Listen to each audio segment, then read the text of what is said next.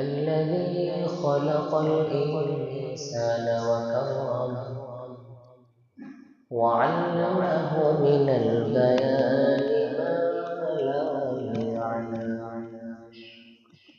فسبحان الذي لا يحصى امتنانه باللسان ولا بالقلم. ونشهد أن لا إله إلا الله وحده لا شريك له. ونشهد أن سيدنا وسندنا وحبيب ربنا وطبيبنا وطبيب قلوبنا ومولانا محمدا عبده ورسوله صلى الله تعالى عليه وعلى آله وأصحابه وبارك وسلم تسليما كثيرا. أما بعد فأعوذ بالله من الشيطان الرجيم. بسم الله الرحمن الرحيم.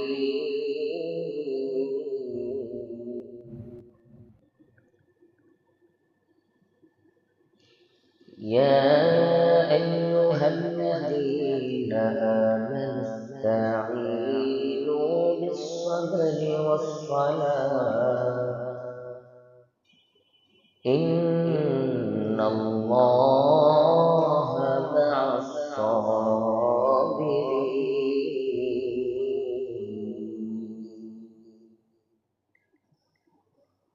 وفي الحديث قال رسول الله صلى الله عليه وسلم: أفضل الصيام بعد رمضان شهر الله المحرم. وأفضل الصلاة بعد الفريضة صلاة الليل، أو كما قال عليه الصلاة والسلام. صدق الله العظيم وصدق رسوله النبي الكريم، ونحن على ذلك لمن الشاهدين والشاكرين والذاكرين والحمد لله رب العالمين. درود شريف. اللهم صل على محمد وعلى آل محمد كما صليت على إبراهيم وعلى آل إبراهيم إنك حميد مجيد. اللهم بارك على محمد وعلى آل محمد كما باركت على إبراهيم وعلى آل إبراهيم إنك حميد مجيد. رب زدني علما، رب زدني علما، رب اشرح لي صدري ويسر لي أمري واحلل عقدة من لساني يفقه قولي. سبحانك لا علم لنا إلا ما علمتنا إنك أنت العليم الحكيم. الحمد لله. আল্লাহ তাআলা দরবারে লাখো কোটি শুকর সুজুদ, যে মহান আল্লাহ তাআলা দয়া করে ভালোবেসে যাচাই বাছাই করে নির্বাচিত করে পবিত্র জুমার দিনে জুমার নামাজের আগে আল্লাহ তাআলার নিকট সবচেয়ে প্রিয় এবং পবিত্র স্থান মসজিদে আসার বসার সাথে সাথে কিছু দ্বীনি মুযাফারা করার মতো আল্লাহ তাআলা তৌফিক দিলেন। এই জন্য দয়াময় আল্লাহ তাআলার দরবারে লাখো কোটি শুকরিয়া আদায় করি, আলহামদুলিল্লাহ। বর্তমান আরবি মাসের এটা হলো প্রথম মাস, যেটাকে বলা হয় মুহররম মাস। যেমন ইংরেজি মাস শুরু হয় জানুয়ারি দিয়ে, তো আরবি মাস শুরু হয় মুহররম মাস দিয়ে। আর এই মুহররম মাসের মধ্যেই একটি মর্মান্তিক ঘটনা ঘটে। মুহররমের 10 তারিখে, যেটা সকলের নিকটে যেটা জানা, সকলের নিকটে যেটা পরিষ্কার প্রসিদ্ধ, সেটা হলো পয়গম্বর আরবি রাসূলুল্লাহ সাল্লাল্লাহু আলাইহি ওয়াসাল্লামের কলিজার টুকরা হযরত ফাতেমা রাদিয়াল্লাহু তাআলা আনহার আদরের দুলাল হযরত হুসাইন রাদিয়াল্লাহু তাআলা আনহু কারবালার ময়দানে শহীদ হন।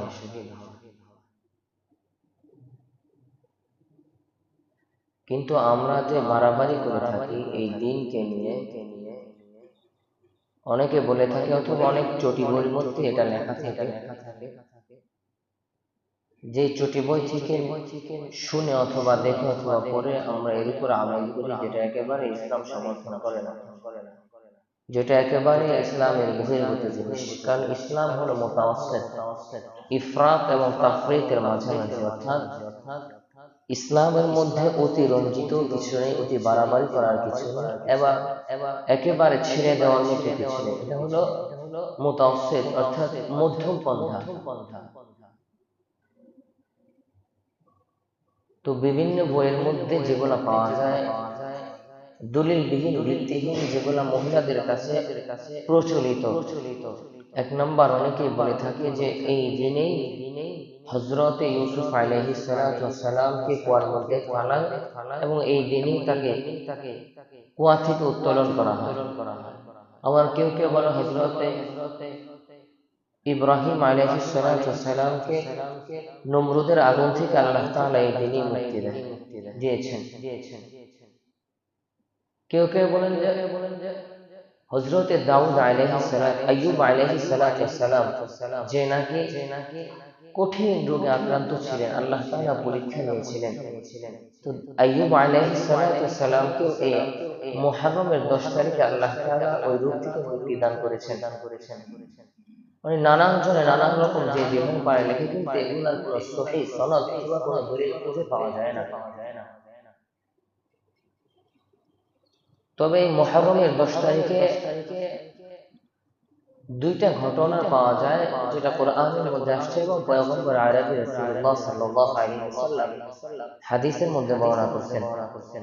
সেটা হলো হযরত মুসা আলাইহিস সালাম বনি ইসরাইলকে,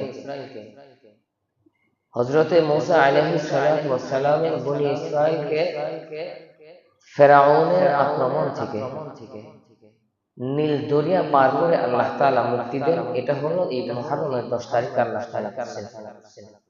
আরেকটা হলো এই মুহররমের 10 তারিখে নীল নদের মধ্যে ফেরাউনের বাহিনীকে আল্লাহ তাআলা একেবারে নাস্তানাবুদ করে দিয়েছেন এই মুহররমের 10 তারিখে। এই দুইটা ঘটনাই হলো সহিহ দলিল কোরআন ও হাদিস ভিত্তিক পাওয়া যায়। এছাড়া আরো অন্য যা কিছু আছে যেগুলো আমরা একটু আগে শুনলাম, এর বাইরেও অনেক কিছু প্রসিদ্ধ থাকতে পারে, প্রচলিত থাকতে পারে, সেগুলো একেবারে ভিত্তিহীন, এর কোনো মজবুত দলিল প্রমাণ নাই কোরআন হাদিসের মধ্যে, বা ইতিহাসের কিতাবেও এর কোনো মজবুত দলিল নাই।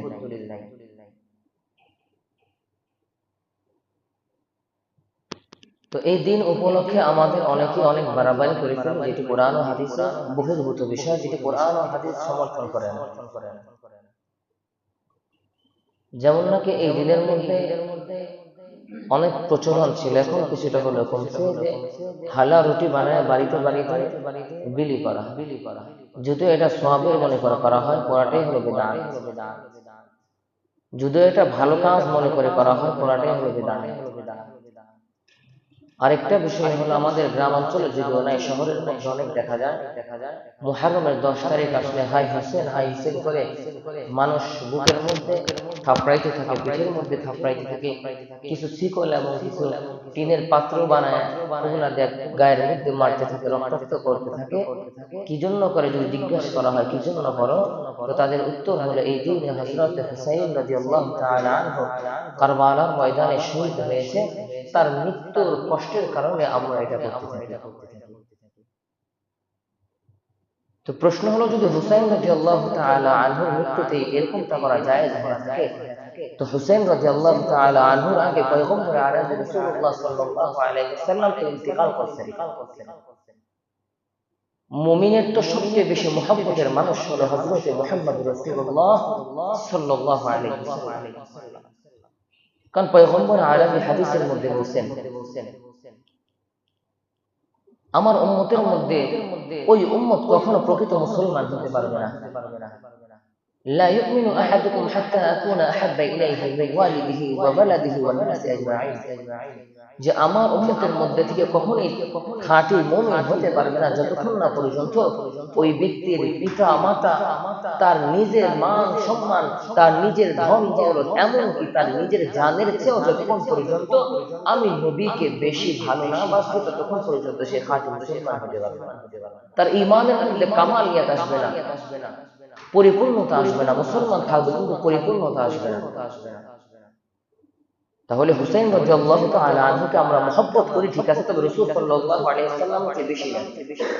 হুসাইন রাদিয়াল্লাহু তাআলা আনহুর মহব্বত প্রত্যেকটা মুসলমানের অন্তরের মধ্যে থাকবে, তবে তার চেয়ে বেশি মহব্বত রাখতে হবে পয়গম্বর আরবি রাসূলুল্লাহ সাল্লাল্লাহু আলাইহি ওয়াসাল্লামের প্রতি। যেহেতু তারা হুসাইন রাদিয়াল্লাহু তাআলা আনহু কারবালার মধ্যে শহীদ হয়েছেন, এটা কেন্দ্রিক তারা এরকম ভাবে মাতম করতে থাকে, এরকম ভাবে নিজের শরীরের মধ্যে কষ্ট দিতে থাকে, আঘাতের পর আঘাত দিতে থাকে। তাহলে তো সর্বপ্রথম দরকার ছিল পয়গম্বর আরবি রাসূলুল্লাহ সাল্লাল্লাহু আলাইহি ওয়াসাল্লাম যখন আমাদের থেকে সাহাবায়ে کرام থেকে বিদায় নিয়ে চলে গেলেন, তো ওই দিন তো পালনের কথা বেশি ছিল।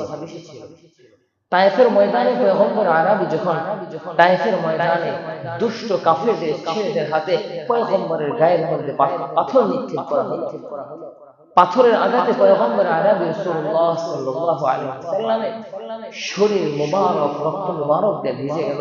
ওই দিন তো এইরকম মাতম করা দরকার ছিল। উহুদের ময়দানে অসংখ্য সাহাবায়ে کرام শাহাদাত বরণ করছেন, ওই দিন তো এরকম মাতম করা দরকার ছিল। হযরত ওমর রাদিয়াল্লাহু তাআলা আনহু জলিল কদর সাহাবী, পয়গম্বর আরবি নিজে বলেছেন যদি আমার পরে কেউ নবী হতো, যদি আমার পরে আল্লাহ তাআলা কাউকে নবী করে পাঠাইতেন, তাহলে হযরত ওমর রাদিয়াল্লাহু তাআলা আনহুকে আল্লাহ তাআলা সমস্ত যোগ্যতা দিয়ে পাঠাইতেন নবী হওয়ার, কিন্তু আমার পরে যেহেতু কোনো নবী আসবে না, এই জন্য হযরত ওমরকে নবী বানায় পাঠায়। পয়গম্বর আরবি বলে আনা খাতামুন নবিয়্যিনা লা নবিয়্যা বা'দি, আমি শেষ নবী, আমার পর আর কোনো নবী আসবে না। এই জন্য হযরত ওমরকে নবী করে পাঠানো হয়নি। তাহলে হযরত ওমর রাদিয়াল্লাহু তাআলা আনহুকেও তো শাহাদাত শহীদ করে দেওয়া হয়েছে, সে ইন্তেকাল করে নাই, তাকে শহীদ করা হয়েছে। তাহলে তো উত্তম ছিল যে তার মৃত্যুর দিনটা এরকম মাতম করা, এরকম ভাবে নিজের শরীরের মধ্যে আঘাত করা যদি জায়েজ থাকে। এরপর হযরত ওসমান রাদিয়াল্লাহু তাআলা আনহু, হযরত আলী রাদিয়াল্লাহু তাআলা আনহু, এদেরকেও শহীদ করা হয়েছে। এরাও কেউ ইন্তেকাল করে নাই, এদেরকেও শহীদ করা হয়েছে। তো যদি ইসলামের মধ্যে মাতম করতে জায়েজ থাকতো, ইসলামের মধ্যে এরকম হায় তায় করা জায়েজ থাকতো, আফসোস করা জায়েজ থাকতো, নিজের শরীরের মধ্যে আঘাত করা জায়েজ থাকতো, তাহলে তো সর্বপ্রথম হকদার ছিল পয়গম্বর, এরপর হকদার ছিল হযরত ওমর, এরপর হকদার ছিল হযরত ওসমান, এরপর হকদার ছিল হযরত আলী রাদিয়াল্লাহু তাআলা আনহু, তাদেরকে তো শহীদ করা হয়েছে। কিন্তু তাদের বেলায় করা হয় না, শুধু হুসাইন রাদিয়াল্লাহু তাআলা আনহুর বেলায় করা হয়। কেন? এর মধ্যে একটা সূক্ষ্ম কারণ আছে। সেটা কি? এই যে মাতম কুরসি করার এই সিস্টেমটা চালু করছে শিয়ারা, যারা নাকি হযরতে আবু বকর রাদিয়াল্লাহু তাআলা আনহুকে বলে কাফির, নাউযুবিল্লাহ, যারা নাকি হযরত ওসমানকে বলে কাফির, যারা নাকি হযরতে ওমর রাদিয়াল্লাহু তাআলা আনহুকে বলে কাফির। কেন কাফির বলে? এখানে একটা কথা আছে। তারা এটা বিশ্বাস করে বা তারা এটা মনে করে যে পয়গম্বর সাল্লাল্লাহু আলাইহি ওয়াসাল্লাম ইন্তেকালের পর যেহেতু হযরত আলী রাদিয়াল্লাহু তাআলা আনহু তার জামাতা ছিলেন, হযরতে ফাতিমা রাদিয়াল্লাহু তাআলা আনহার স্বামী ছিলেন, আবার তার চাচা ভাইও ছিলেন হযরত আলী রাদিয়াল্লাহু তাআলা আনহু। তো সেক্ষেত্রে পয়গম্বর আরবি রাসূলুল্লাহ সাল্লাল্লাহু আলাইহি ওয়াসাল্লাম ইন্তেকালের পরে তাদের মত অনুযায়ী, তাদের ধারণা অনুযায়ী খেলাফতের দায়িত্ব পাওয়ার কথা হলো হযরতে আলী রাদিয়াল্লাহু তাআলা আনহু। কিন্তু খেলাফতের দায়িত্ব নিয়েছেন হযরতে আবু বকর রাদিয়াল্লাহু তাআলা আনহু। এটা আলীর উপর অবিচার করেছে, তারা জুলুম করেছে, এই বিধায় তারা জালেম। ওমর রাদিয়াল্লাহু তাআলা আনহু বলে একই কথা, ওসমান রাদিয়াল্লাহু তাআলা আনহু বলে একই কথা যে আলী ছিল হকদার, আলী রাদিয়াল্লাহু তাআলা আনহু ছিল হকদার, কিন্তু তার হকটাকে বুঝায় দেওয়া হয় নাই, এইজন্য তারা তার উপর জুলুম করছে, তারা জালেম, তারা কাফের। এটা হলো শিয়াদের আকীদা। এই জন্য তাদের বেলায় তারা এই মাতুম করে না। এই মাতুম পূর্তিটা চালু হলো কবে থেকে? হযরত হুসাইন রাদিয়াল্লাহু তাআলা আনহু ইন্তেকাল পরে নাকি আরো পরে? এটা চালু হয়েছে আরো অনেক পরে। এটা সর্বপ্রথম চালু হয় বাগদাদে, এরপরে চালু হয় মিশরে, এরপরে সারা দুনিয়ার মধ্যে তাদের চলাফেরা এইভাবে চালাইতে থাকে। বাগদাদে চালু করে মুইজুদ দাওলা তাইলানি নামক একজন শিয়ার বড় পণ্ডিত ছিল, শিয়া আলেম ছিল। তিনি 352 সালে বাগদাদের মধ্যে এই মাতম পূর্তি চালু করে, হাই হুসেন করে আফসোস করতে হবে, নিজের শরীরের মধ্যে আঘাত করতে হবে, নিজেকে ক্ষতবিক্ষত করতে হবে, এটা প্রমাণ করার জন্য যে আমি হুসেনের বড় পাগল, আমি হুসেনের বড় আশিক, এটা প্রমাণ করার জন্য এটা করতে হবে। 352 হিজরিতে প্রথমে এটা আবিষ্কার করে শিয়াদের একজন বড় পণ্ডিত বাগদাদের জমিনে। এরপরে 363 হিজরিতে মিশরের জমিনে এটা চালু করে মুইজ বিদিনিল্লাহ ফাতেমি নামক একজন শিয়াদের বড় পণ্ডিত, তিনিও শিয়াদের বড় পণ্ডিত ছিল। মিশরের জমিনে তখন এটা চালু করে 363 হিজরিতে। এরপরে সমগ্র দুনিয়ার মধ্যে এটা ছলে বলে কলে কৌশলে তারা পৌঁছায় দেয়, এরপর থেকে চলতেছে, এটা আগে ছিল না। তবে হযরত হুসেন রাদিয়াল্লাহু তাআলা আনহুর যে শাহাদাত বরণ, এটার ব্যাপারে আমাদের অবশ্যই অন্তরের মধ্যে ব্যথিত, অবশ্যই এই ব্যাপারে আমরা ব্যথিত। যদি কোনো মুসলমান এই ব্যাপারে ব্যথিত না হয় তাহলে তার ঈমানের মধ্যে খলল চলে আসবে, তার ঈমান দুর্বল। কেননা পয়গম্বর রাসূল সাল্লাল্লাহু আলাইহি ওয়াসাল্লাম এর কলিজার টুকরা হযরত হুসেন রাদিয়াল্লাহু তাআলা আনহু শাহাদাত বরণ করছেন, আর মুসলমান হিসেবে আমি ব্যথিত হব না, এটা হতেই পারে না। তো অনেকের মধ্যে ধারণা যে মানুষ বর্তমান যে রোজা রাখতেছে আশুরা, আমরা যেটা রেখে থাকি, এই রোজাটা রাখি হলো হযরত হুসেন রাদিয়াল্লাহু তাআলা আনহুর শাহাদাত উপলক্ষে। অধিকাংশ মানুষ এটাই জানে, কিন্তু বিষয়টা এরকম না। কেন? কারণ এই রোজা রাখার প্রচলন চলে আসছে পয়গম্বর আরবি রাসূলুল্লাহ সাল্লাল্লাহু আলাইহি ওয়াসাল্লামের জামানা থেকে। গালিবান হযরত ইবনে আব্বাস রাদিয়াল্লাহু তাআলা আনহু থেকে হাদিস বর্ণনা, তিনি রাসূল সাল্লাল্লাহু আলাইহি ওয়াসাল্লাম থেকে হাদিস বর্ণনা করেন যে যখন পয়গম্বর আরবি মদিনা মুনাওয়ারায় হিজরত করে গেলেন, তো দেখলেন পয়গম্বর আরবি ইহুদিদেরকে এই মুহররম মাসের 10 তারিখে রোজা রাখতে। পয়গম্বর জিজ্ঞেস করলেন, তোমরা এই দিনে কেন রোজা রাখো, কি উপলক্ষে রোজা রাখো? তো তারা বললেন, এই দিনে আল্লাহ তাআলা হযরত মুসা আলাইহিস সালামকে এবং তার সাথীদেরকে ফেরাউনের কবল থেকে মুক্তি দিয়েছেন এবং ফেরাউনকে নীল নদের মধ্যে নাস্তানাবুদ করে দিয়েছেন, এই জন্য শুকরিয়া তারা আমরা একটা রোজা রাখি। রাসূলুল্লাহ সাল্লাল্লাহু আলাইহি ওয়াসাল্লাম বললেন, যদি মুসা আলাইহিস সালামের মুক্তিতে খুশি হয়ে তোমরা রোজা রাখতে পারো তো আমি তো আরো বেশি হকদার, কারণ মুসা হলো আমার ভাই, আমিও পয়গম্বর, মুসাও পয়গম্বর, সেই সুরতে সেই দিক থেকে মুসা আমার ভাই, তো আমি রোজা আগে রাখবো, তোমাদের চেয়ে আমি হকদার বেশি। তো সেখান থেকে এই মুহররমের 10 তারিখে রোজা রেখে আসছে। তো ইহুদিরাও রোজা রাখে, পয়গম্বর আলাইহিস সালাম রোজা রাখে। বিষয়টা পয়গম্বর আলাইহিস সালামের কাছে দৃষ্টিকটু মনে হলো। কেন? বা ইহুদিরাও মুহররম মাসের 10 তারিখে একটা রোজা রাখে, আর পয়গম্বর সাল্লাল্লাহু আলাইহি ওয়াসাল্লাম সাহাবী কেরামদের নিয়ে একটা রোজা রাখে, তাদের সাথে মিল হয়ে গেল। কিন্তু পয়গম্বর বলেন যে ইহুদিদের সাথে কোনো কাজেই তোমরা মিল রাখো না।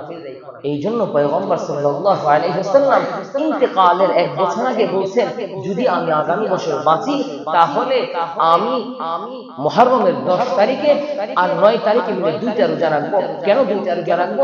যাতে করে ইহুদিদের সাথে মিল না হয়, তাদের সাথে মুখালাফাত, তাদের বিরোধিতা করার জন্য। এই জন্য এখন আমরা 2টা রোজা রাখি, হয়তো 9 আর 10 অথবা 10 আর 11, একটা রোজা রাখি না। হ্যাঁ, তবে একটা রোজা রাখলে সওয়াব হবে, গুনাহ হবে না। কিন্তু পয়গম্বর যে নিষেধ করছেন, পয়গম্বর যে বলছেন যে আমি আগামী বছর যদি বাঁচি তাহলে 2টা রোজা রাখবো। তাহলে আমাদের মহিলাদেরকে আমরা জানাই দেব, হয়তো 9 আর 10 অথবা 10 আর 11 এই 2 দিন রোজা রাখবো।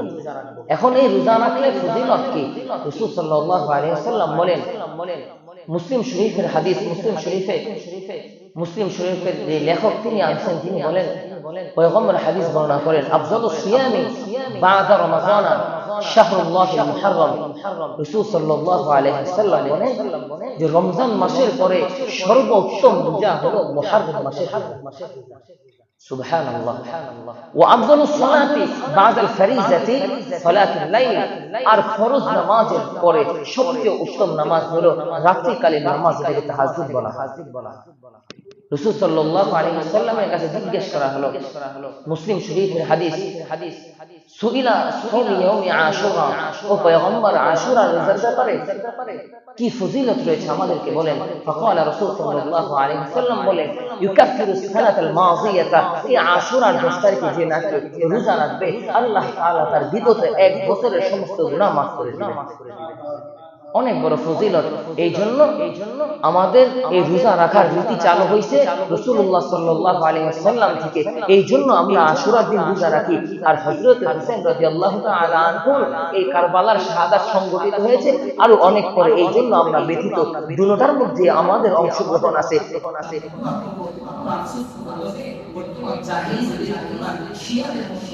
আরেকটা